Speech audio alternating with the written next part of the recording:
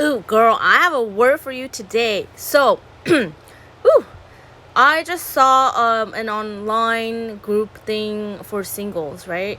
And someone was like, "Hey, if you're going online, if you're doing online dating, is that like not you waiting on God?" And I'm like, "Oh my God, I have a word for you today," because that topic really pisses me off, like especially in the Christian world. Is like people are like, "Ooh, I'm just waiting for God on my couch. Like I'm not going out on dates. I'm not even talking to men. I'm not like showing interest." Like, yo, yo, yo, yo, yo. Like I have a word for you today. Like, oh my God. Okay, if I could preach this in a church, I would. I would stand on the podium and preach this. Okay, follow the desires of your heart. That is what God told me. Like, He told me to start dating, to go on, to just start dating. Like, basically, to not have a fear of doing something wrong. Like, you've got to put yourself out there. Like, I'm at a point where I'm like, yo, waitress, do you know anyone who's single? How old is he? Blah, blah. There is no shame in saying what you want. Like, if you're not saying what you want and how you mean it, how is God gonna know what you want? You don't sit there, "Oh, I'm being falsely religious, falsely humble," and it's called false humility.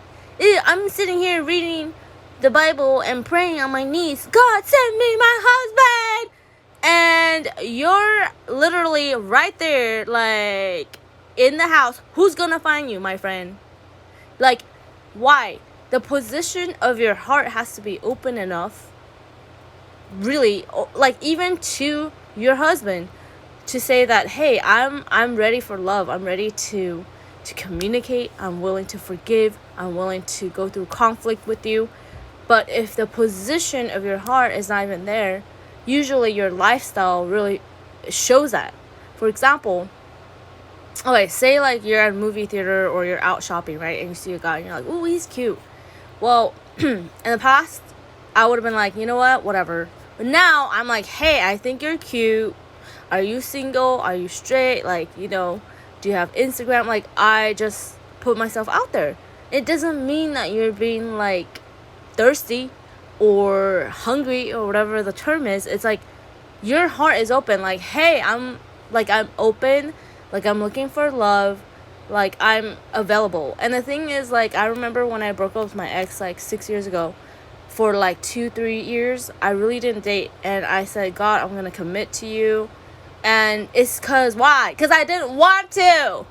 Because I didn't want to date. I was traumatized. I was broken by it. And like, I did not want to. My heart said no. So when I said, "No, I don't want to date," literally every cute guy off the planet like disappeared off the streets. And I was not interested in dating. I was so hurt, right? I was healing. Guys and girls can sense that, okay? Like, when you're like bitter and broken and angry at men, people can sense it. They're like, "Ooh, this girl she's not open to love. She doesn't want to date. She doesn't even want to talk to men." You know what I mean? Like, when you're hurting, like, people can sense it, and people are not gonna approach you, okay? But I am open and I am available, and like, people talk to me all the time. And like, people ask me if I want to date them. I'm like, "No, I'm sorry, like, you're not my husband." And like, I'm gracious and graceful about it. But that's the common deception, I think, is this false humility of like, "Ooh, I'm waiting on my husband, so I'm gonna pray, like, I'm gonna fast." Dude, you're not having human relationships. You're not like talking to human beings. You're not talking to men. You're not talking to, you know what I mean? It's like, it's not about like just waiting there and waiting on God. Like Abraham, when God said like, "Leave your father's house," Abraham left his house. Like, he didn't stay there, sit on his couch, like, be like, "Okay, God, well, one day you're gonna show me this land." No, Abraham walked in faith and went. So some of y'all just need to put yourself out there. And this false humility is covering up this fear of rejection and this fear of judgment. You are scared of a woman or a man rejecting you, so you don't even want to ask for their number. Like, that's not on God. That's not because God's not sending you the one. You're not trying. You're not putting yourself out there because you're so scared that someone's gonna reject you or judge you. And that's false humility, like covering this fear of like, am I enough? Am I good enough? And like, through this dating process, like as you go on dates, it's really about like removing fear, because it says perfect love casts out fear, because fear has to do with judgment and punishment.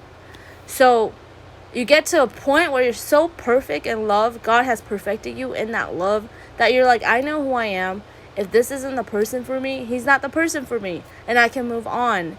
But it's not about like this false humility of like, oh my gosh, I'm waiting on God, so I'm gonna sit on my couch and just wait, you know? And I'm not gonna like talk through conflicts with a girl or a boy, like, I'm not gonna like, I'm just gonna hide. Like, friends, part of learning to communicate in marriage is to go through that even in your dating process. Like, if you're going on dates and you're like, dude, hey, I don't think this person is right for me, tell them. Be honest. Like, it's not that hard. Just be honest and learn to communicate how it is that you're feeling, instead of like ghosting. Guys, don't ghost. Like, that's not okay. Just be honest with someone and like, hey, you're gonna hurt their feelings, but at least like they can move on, they can have closure. So that's definitely my tip, my advice for singles out there. Like, ooh, I'm just waiting for the one, I'm just waiting on God. It's like, no, put yourself out there. Like, freaking put yourself on every dating app possible. Like, if you see someone that you like on Instagram, on the streets, like, tell them. Like, that is part of love. It's like being expressive, being able to say what's on your mind. And like, if you're not living in that truth, yeah, of course you're not attracting your soulmate, because you're like not saying what's on your mind. And like, you can't have a marriage where you're not saying what's on your mind. Like, you have to be honest. So part of going on dates is expressing who you are and being honest, and you know, learning how it is to communicate with the opposite sex or the same sex, whatever, you know, just being honest. Okay, so that's it. Bye.